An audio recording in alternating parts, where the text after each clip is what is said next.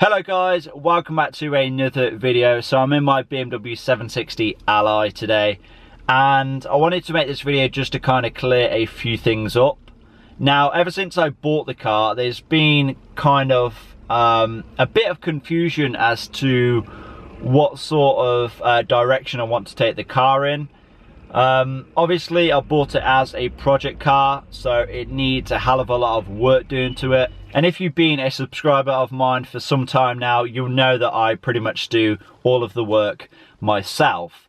Now, I've been getting some comments, now I don't know if it's from new viewers or people just curious, but I've been getting some people asking me if I'm going to straight pipe this thing, you know, if I'm going to do some crazy mods to it. Now, to simply answer that, no, I'm not going to be straight piping this car.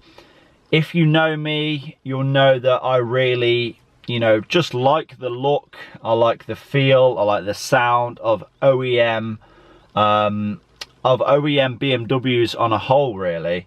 Now, I understand that this is a, you know, BMW 760 Ally. It does have a V12 engine, and as good as the engine sounds, as good as the exhaust would sound, you know, being straight piped, it would just completely ruin the car.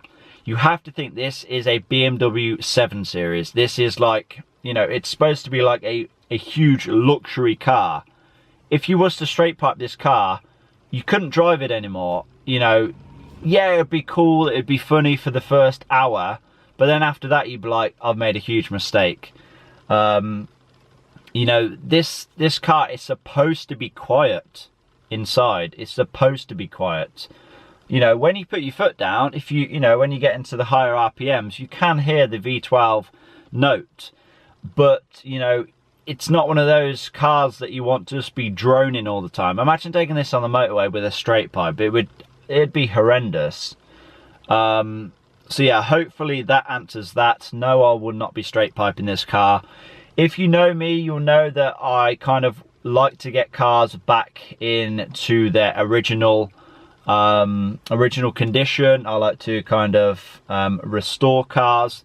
Now, I will go, you know, with this car as far as you guys want me to go. If you guys want to keep seeing the videos, I will continue making them. I will continue spending money, and I will continue putting the content out there.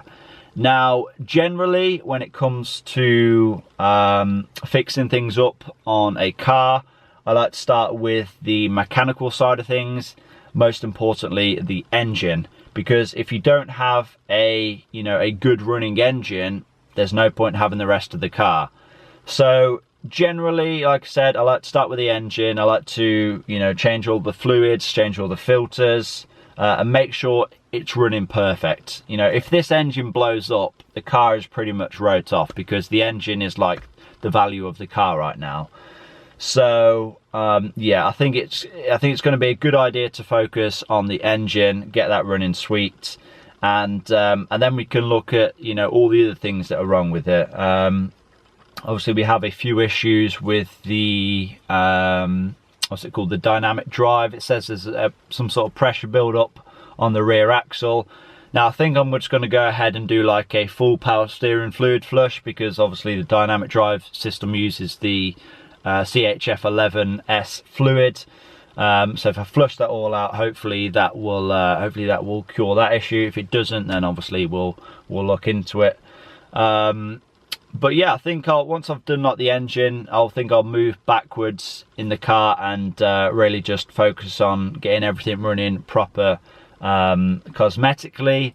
Then once we've everything working proper mechanically, and then once we've solved that, then we'll probably you know, start looking into the interior, maybe updating some of the modules. I said I wanted to update the iDrive. I desperately want to do that, because at the moment it doesn't work at all. So you're driving along and all you have is that sweet sound of the V12. You can't have any music on, you can't have the radio on or anything like that. So I desperately want to try and get that sorted at some point. I might do a full retrofit of the later iDrive that's in the LCI, but I don't know, that's going to be a lot of money, so I'll have to think about that. And then yeah, I suppose I could look at, you know, updating all the modules and retrofitting some nicer, maybe nicer seats, because these are not cooled or heated or anything, so I'd at least like to have heated seats. I don't think I'd really use the cooling or massage function on seats, but I'd definitely like to have heated front and rear, so if I can retrofit that at some point, I'd like to do that. And then really just fix up anything that's broken. You know, if there's anything that's particularly worn. The steering wheel, that's not too bad, although, you know, I could possibly retrofit a heated steering wheel. That would be very, very nice. And yeah, like I said, just get everything cleaned up, everything that's worn, get it replaced, and then go from there, really.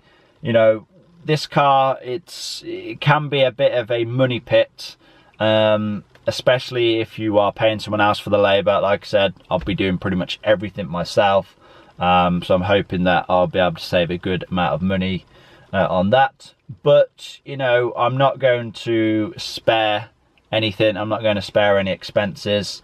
If you guys want to see the videos, I will be making them, so just bear that in mind. But yeah, I hope this video has been somewhat insightful. I hope it's kind of given you an idea of what's to come with this build. I'm not going to be ruining the car, as much as a few of you guys probably want to see me straight pipe this and, you know, turbocharge it or something ridiculous like that. It's not going to happen. I'm sorry.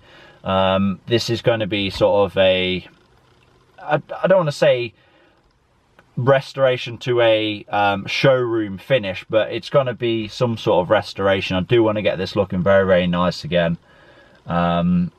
But yeah, we need to get it running perfect first. You know, it's using way too much fuel.